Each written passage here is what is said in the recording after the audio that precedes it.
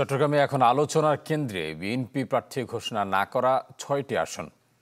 এসব আসনের দিকেই নজর নেতাকর্মীদের, কেননা একাধিক প্রার্থী ও মনোনয়ন প্রত্যাশীদের বিরোধের কারণে এসব আসনের প্রার্থিতা ঘোষণা করা না হলেও গুঞ্জন আছে ৬টির মধ্যে দু একটি ছাড়া হতে পারে শরিকদের। চট্টগ্রামে ১৬টি আসনের মধ্যে ১০টিতে প্রার্থী দিলেও ৬টিতে এখনও খালি রেখেছে বিএনপি। কেন এসব আসনে প্রার্থী ঘোষণা করা হয়নি এবং কারা পাচ্ছেন দলের মনোনয়ন, সেদিকেই এখন নজর নেতাকর্মীদের। মূলত প্রার্থিতা স্থগিত রাখা হয়েছে চট্টগ্রাম ৩, ৬, ৯, ১১, ১৪ এবং ১৫ আসনে। এর মধ্যে গুরুত্বপূর্ণ সংসদীয় আসন ৯ ও ১১তে রয়েছে একাধিক প্রার্থী। রাউজান আসনে আছে প্রার্থিতা নিয়ে বিরোধ, তবে এটাকে স্বাভাবিক প্রক্রিয়া বলছেন দলের স্থায়ী কমিটির সদস্য আমির খসরু মাহমুদ চৌধুরী। ইঙ্গিত দিলেন শরিকদের সাথেও আলোচনার। একসাথে ২৩৭টা এই পর্যায়ে যে মনোনয়ন দেওয়া, এটা এত সহজ কাজ কিছু নয়। একটা বিশাল কর্মযজ্ঞ আছে এর পেছনে। সুতরাং বাকিটা আমাদের, যেহেতু আমাদের তো যোগ্যবতী যারা আমাদের সাথে আন্দোলন করেছে, তাদেরও এখানে আমাদের কিছু জায়গার সুযোগ সৃষ্টি করতে হবে। তো এই আলোচনাগুলো চলছে, সবগুলো মিলিয়ে যে বাকি সিট যেগুলো আছে এগুলো খুব অতি সত্বর দেওয়া হবে।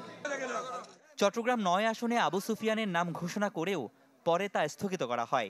তার দাবি, দলের দুঃসময়ে ছিলেন রাজপথে, তাই তাকে মূল্যায়ন করবে দল। দলের দুঃসময় ভূমিকা এটা দেখেই দল আমাকে চট্টগ্রাম ৯ নির্বাচন করার জন্য বলেছে।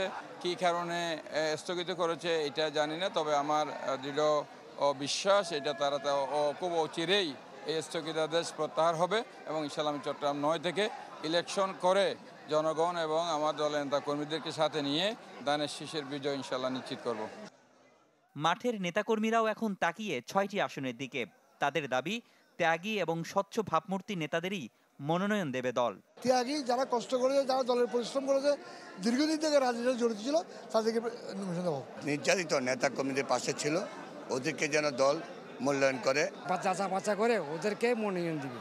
যে তৃণমূল নেতাদেরকেই মূল্যায়ন করবে। যারা ত্যাগী নেতাদের মূল্যায়ন করার জন্য 6টা সিট হয়তো রাখছে, অতি সত্বর এটা ঘোষণা হবে বলে আশা করি। বিএনপি বড় দল, অনেক সময় সবাইকে খুশি করা যায় না। নির্বাচনে ডিক্লেয়ার হয়েছে, সেই বাকিগুলো ডিক্লেয়ার হবে। চট্টগ্রামে ঘোষিত 10টি আসনের মধ্যে নতুন মুখ 5টিতে। সাবেক এমপিদের মধ্যে মনোনয়ন পাননি কয়েকজন। চট্টগ্রাম 4 আসনে প্রার্থিতা পরিবর্তনের দাবিতে চলছে আন্দোলন। রনি দত্ত, চ্যানেল 24, চট্টগ্রাম।